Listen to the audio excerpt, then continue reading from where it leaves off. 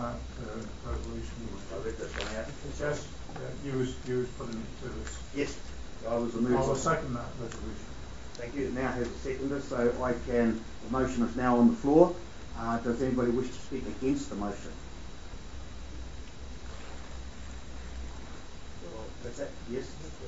Against the motion? I don't particularly wish to speak against the motion. I just think that we can move forward and progress the other name changes except for those four. That's all I've got to say. Possibly at a workshop we can, but we want to put it all on the table because we haven't been privy to what you have been privy to.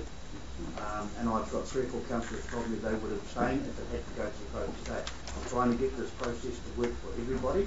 I made a commitment about time frames, etc. But these councillors want to sit down at the table, they want to have 2 or 3 hour workshop on it with more information, and then it can go through. So if there's nobody going to speak against the motion, I'm not going to ask people to speak for the motion. I'll just put it to the motion. All those in favour? Aye. Does anybody want to vote against the motion? Being none, carried. Thank you very much. We will now break for a cup of tea. 10 minutes to speak.